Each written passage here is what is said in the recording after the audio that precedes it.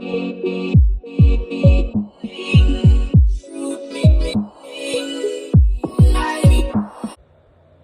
everybody, welcome back to another episode of FFB from the 50. Who are you nominating for Player of the Week? I have two. One that came as a complete surprise, and the other that felt like a dam that was just waiting to burst. All right, go down to the comment section, let me know who you've got. In the meantime, welcome back. This is Dan Amsler. FFB from the 50 is brought to you by JDP Media, where we tackle every issue from both sides of the field. All right, week 12 is in the books. Let's take a look at the news, notes, and injuries that you need to know going into week 13. Starting with quarterback news, Aaron Rodgers was knocked out of Sunday Night Football game against the Philadelphia Eagles with a rib injury. Earlier today on the Pat McAfee show, Aaron Rodgers said the scans all came back good and he is expecting to play again this week.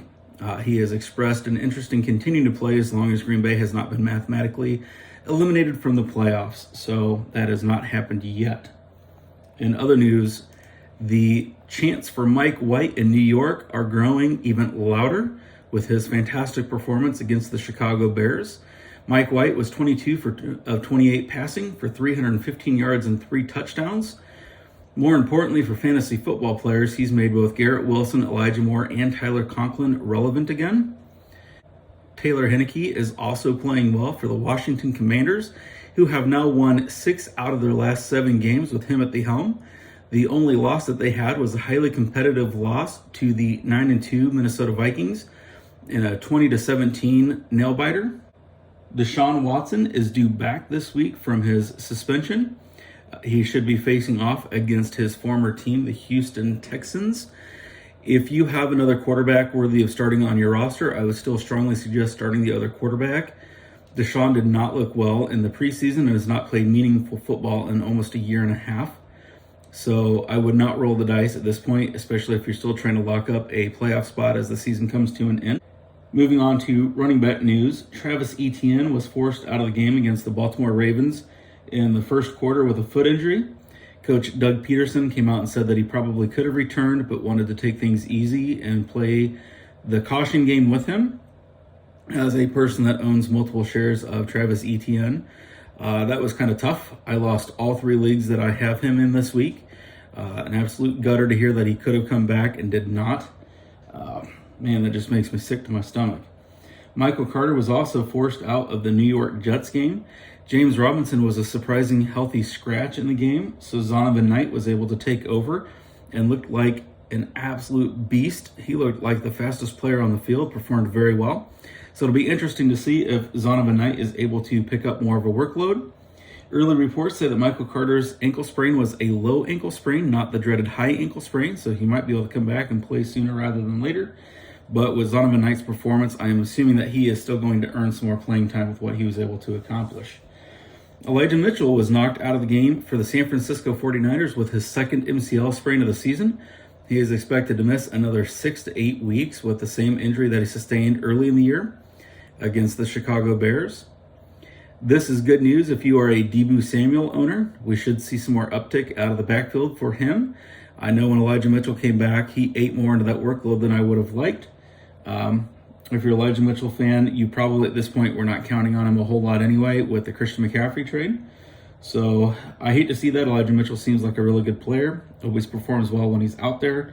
But man, those knee injuries, they just keep racking up for him.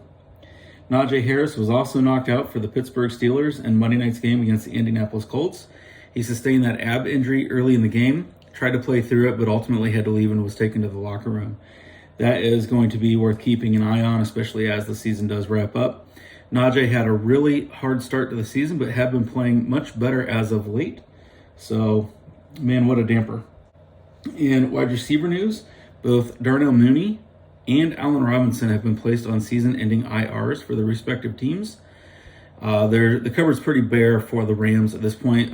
My guess is they're going to just pretty much unplug everybody. No point in risking injury at this point. All right, I don't know if you noticed, there was a couple funny moments. So speaking of the Rams, Sean McVay was clocked in the head by one of his special teamers running onto the field, knocked the headset right off of him. Fortunately, Sean was able to stay and finish coaching the game, but was definitely in a lot of pain. Sean, I'm not trying to laugh at you because I know you're watching, but that was pretty hilarious. Another funny moment came in the Seattle Seahawks game when, after an interception, Darrell Taylor came off the sideline as a 12th man and threw a block. Now, my guess is he was not actually coming out there to try to throw a block. The intercepting player actually went to the ground. I'm assuming he thought he was touched and the play was over, ran out on the field just to find out that the play was still alive. The referees did not throw a flag, so apparently they didn't catch it. Just one more screw up for the refs this year. It's been a tough season for them. All right, folks, if you could, go down to the comments section. So last week, Joe and I challenged you to join us in nominating players for our Skank Squad and our Hero Squad. So go down to the comments section. Let me know who your nominations are for the Skank Squad and the Hero Squad. The Skank Squad are the players that have let us down, that we had high hopes for going into the season and just have not performed. The Hero Squad is just the opposite, players that were drafted late that we didn't have high hopes for, that have absolutely skyrocketed up the rankings and have outperformed where we thought they were originally going to. Go down to the comment section, let us know who those were. If you could, folks, make sure you subscribe to this channel. It is absolutely free. It costs you nothing. It doesn't sign you up for anything. There is no obligation that comes along with doing so. But I would love to get to 50 subscribers so we can start to live stream on YouTube. So if you could, please go down there and hit that subscribe button. Also, don't forget to like this video. Put your comments in the comment section for the Skank Squad and the Hero Squad. Let me know if there was any other news, notes, injuries, or highlights that I should have commented on. And hey, until next time, see ya.